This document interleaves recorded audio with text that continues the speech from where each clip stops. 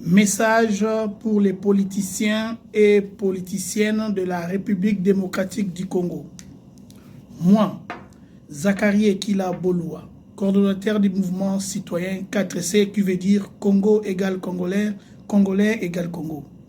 Je viens faire cette vidéo et je demanderai à tout celui qui tombera sur ça de vraiment le partager, afin que ça puisse arriver aux concernés.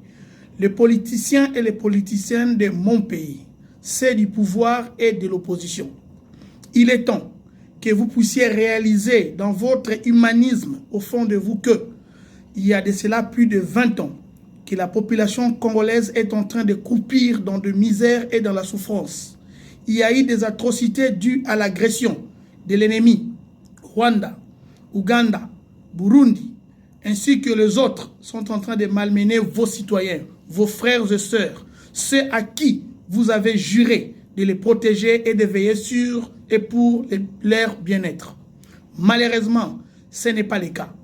Après qu'il y ait des élections, donc il y a toujours protestation, il y a toujours les irrégularités.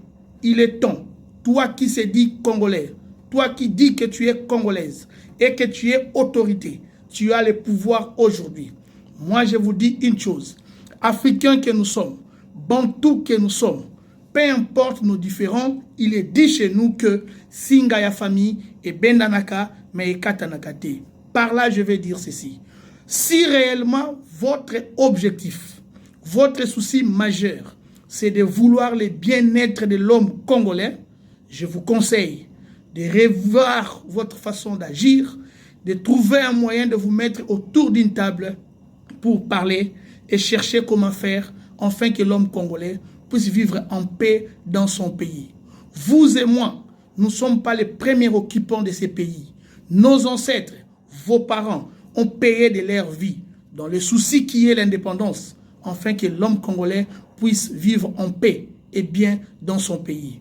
Malheureusement, depuis la section de notre pays à l'indépendance, de 60 à aujourd'hui, l'homme congolais regrette même l'époque coloniale. Regardons-nous en face et posons-nous la question. Sommes-nous dignes d'être les élites ou de dire que nous sommes les dirigeants de ces pays? Je ne pense pas. Mais il est dit aussi, mieux vaut tard que jamais.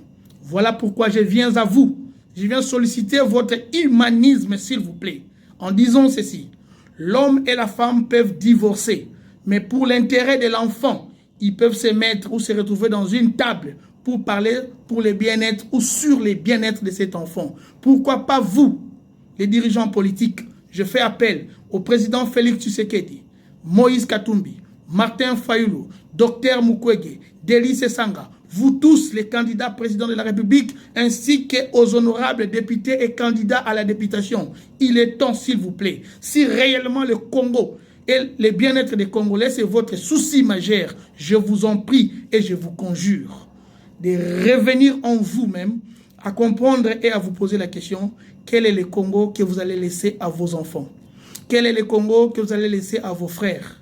La Bible me dit une chose dont j'aimerais vous dire. Même la nature ne vous enseigne-t-il pas même?